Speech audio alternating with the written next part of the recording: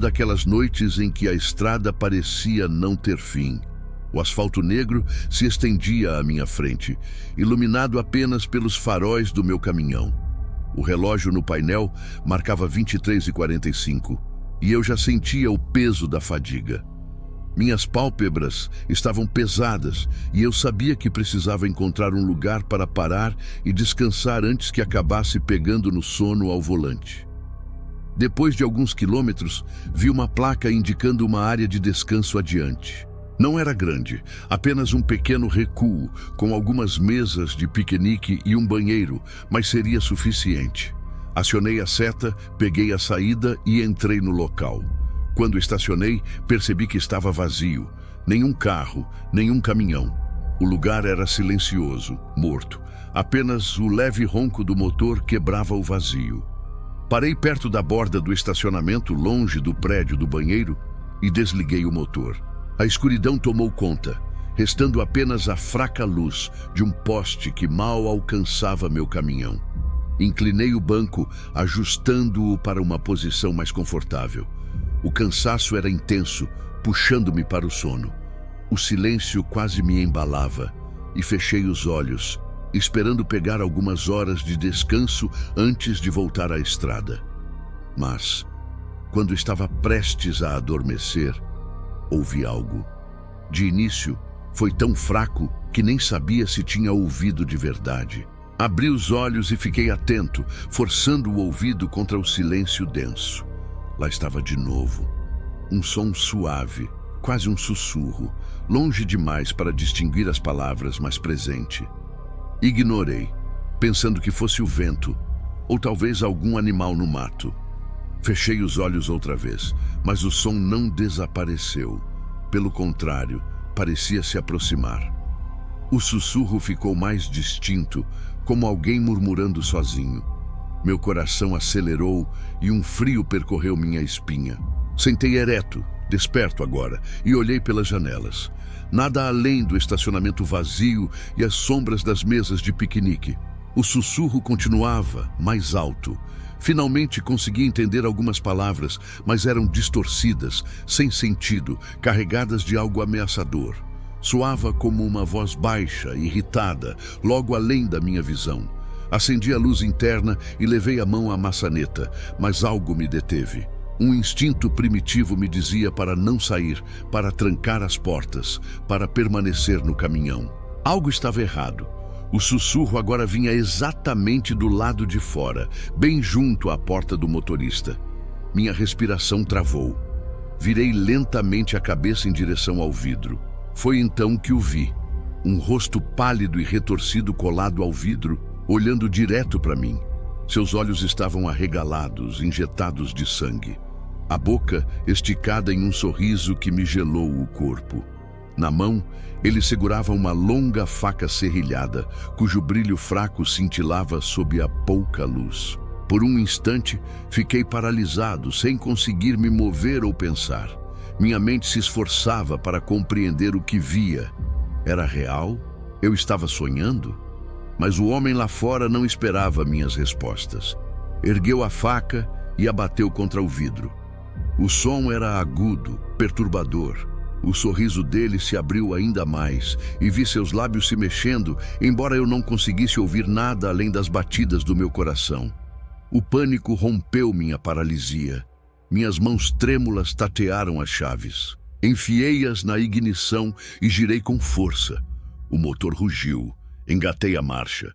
O homem não se moveu. Continuou ali, olhando, batendo a faca contra a janela. Acelerei com tudo, os pneus cantando no asfalto, enquanto o caminhão avançava em disparada para fora da área de descanso. Não olhei para trás. A adrenalina corria nas minhas veias. Minhas mãos tremiam no volante. Mesmo depois de muitos quilômetros, não conseguia apagar da mente aquele rosto, aqueles olhos, aquele sorriso doentio. O sussurro ainda ecoava nos meus ouvidos como um pesadelo do qual eu não conseguia acordar. Toda vez que olhava pelo retrovisor, meio que esperava vê-lo me seguindo, o sorriso distorcido refletindo na escuridão. Somente quando alcancei uma área mais movimentada, um posto iluminado à frente, senti um pouco de alívio. Estacionei sob as luzes fortes e soltei um suspiro trêmulo que nem percebia estar segurando.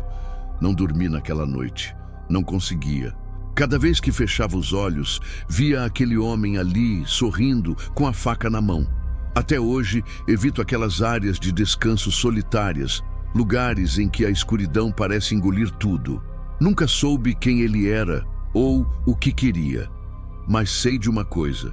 Se eu não tivesse ido embora naquele momento, talvez não estivesse aqui para contar essa história.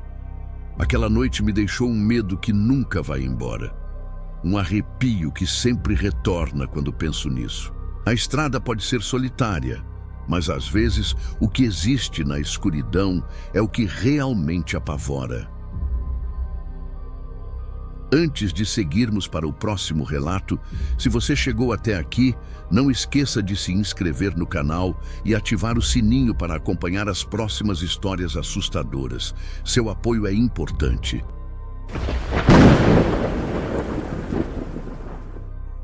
Eu trabalhei uma vez como cuidador direto para uma mulher de 65 anos com deficiência intelectual. A filha dela, que tinha cerca de 40 anos, trabalhava no turno da noite e precisava de alguém com experiência médica para vigiar a mãe durante a noite. Quando eu digo que trabalhei uma vez para elas, quero dizer que literalmente trabalhei apenas uma vez esta noite. E você está prestes a ouvir porque eu nunca voltei. A mulher de 65 anos se chamava Marta. A filha que me contratou se chamava Colleen.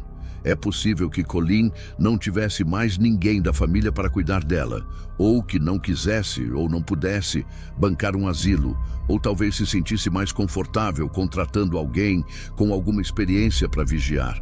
Na época, eu já era cuidador direto de outras 2 mulheres que tinham algum tipo de deficiência de desenvolvimento. Então, eu tinha experiência, mas nada me preparou para aquela noite. Colleen saiu para o trabalho mais cedo naquele dia, e eu já havia saído do turno do meu outro emprego, então estava exausto, me esforçando ao máximo para ganhar o máximo de dinheiro possível. Colleen me apresentou a Marta. Ela sorriu para mim antes de Colleen levá-la para o quarto naquela noite. Era por volta das 21h. Colleen me avisou que Marta às vezes andava pela casa à noite, confusa, e que eu teria que acalmá-la e levá-la de volta ao quarto. Ela deixou claro que não se tratava de sonambulismo. Quando perguntei, ela disse que era um dos sintomas da demência da mãe. Eu garanti que sabia como lidar com aquilo. Passei o tempo inicialmente na sala assistindo à minha série. Esses trabalhos não são glamurosos. Na maior parte é muita espera. Ouvi passos lá em cima. Fui até a escada, olhei para cima e chamei o nome de Marta, perguntando se ela precisava de algo. Ela não respondeu. Ouvi os passos voltarem para o quarto e a porta fechar.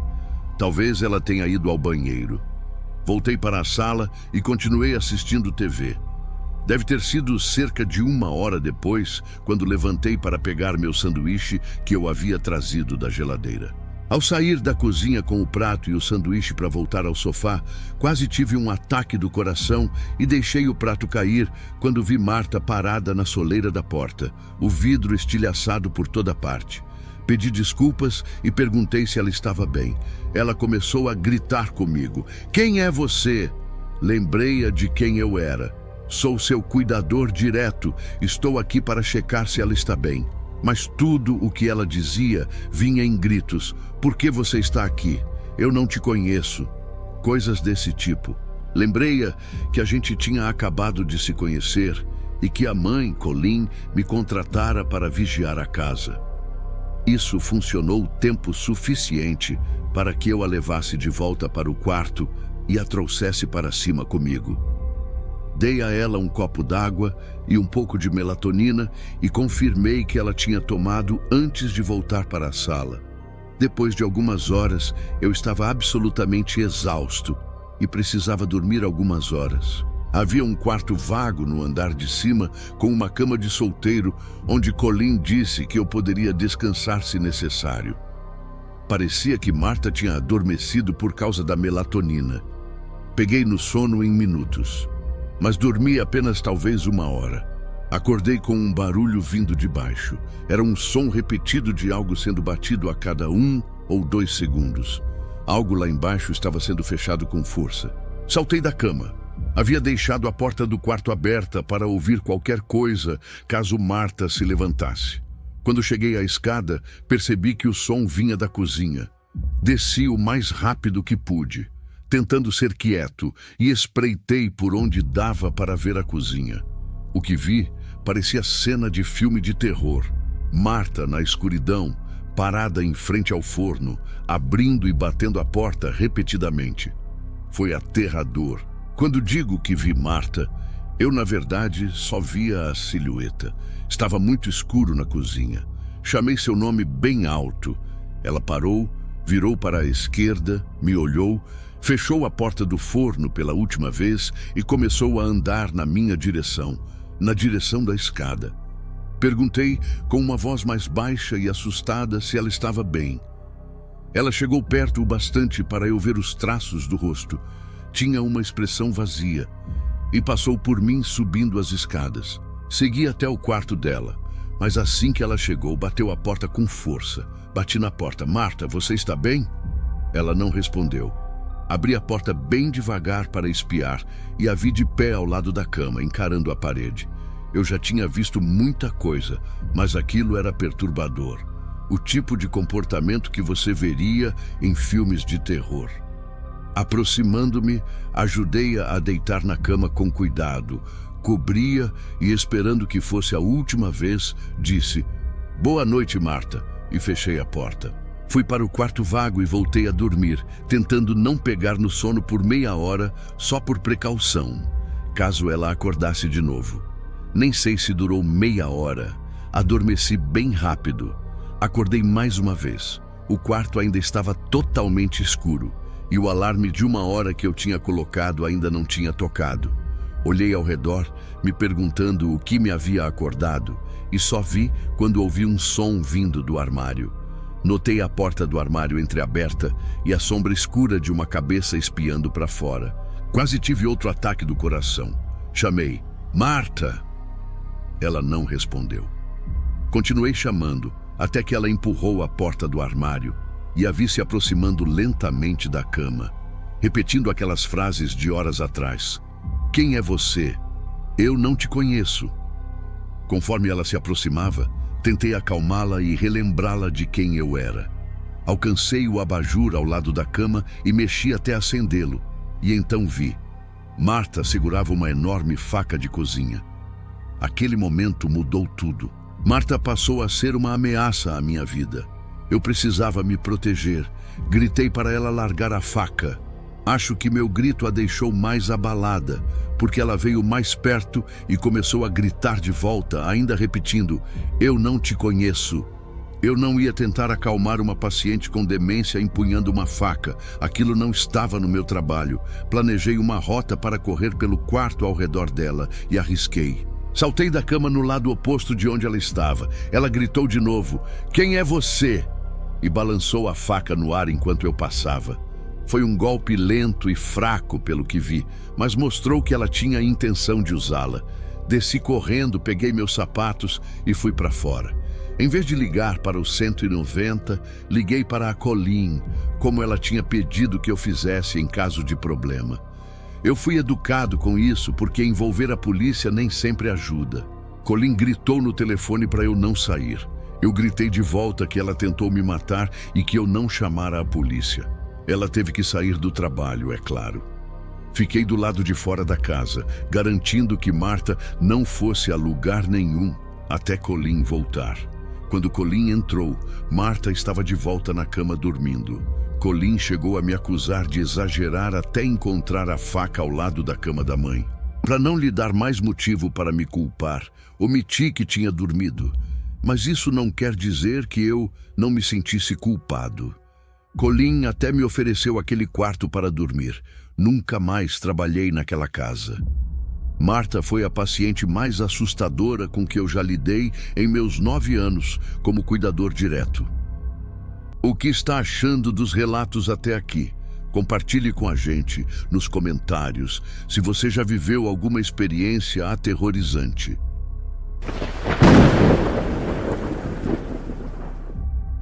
Sou segurança de um prédio comercial de médio porte. Ele fica bem no centro da cidade e por aqui as taxas de criminalidade são bem altas. Então não é incomum que empresas tenham grandes prejuízos com invasões durante a noite. Normalmente eu tenho um colega comigo, mas nesse mês eu estava sozinho, enquanto a empresa para a qual eu trabalhava treinava um novo funcionário. Não me importava muito com isso. Estar sozinho era mais entediante e tornava mais difícil ficar acordado. Mas ter um parceiro também podia ser irritante às vezes, dependendo de quem fosse. Enfim, tinham-se passado mais ou menos 2 semanas desse mês, quando eu estava patrulhando o estacionamento como sempre, e notei 2 caras parados do outro lado da rua. Eles estavam de pé no escuro, olhando na minha direção. Não sei se olhavam para o prédio ou para mim, mas aquilo me deixou com uma sensação estranha. Na próxima volta que fiz, eles já tinham ido embora. Anotei mentalmente, mas não pensei muito a respeito. O resto da noite foi tranquila. Saí às 6 da manhã sem nada para relatar. Nos dias seguintes, nada aconteceu. Mas no final da semana, durante outra ronda, vi aqueles mesmos homens outra vez. Estavam exatamente no mesmo lugar, em pé na escuridão, me observando. Aquilo me deixou desconfortável de novo. Então, ao invés de continuar minha ronda, fiquei daquele lado do prédio.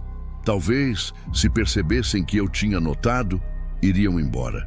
Fiquei andando de um lado para o outro por uns 5 minutos, até que os homens se afastaram. Enquanto estava lá fora, tentei observar as características deles, mas àquela distância não dava para distinguir quase nada.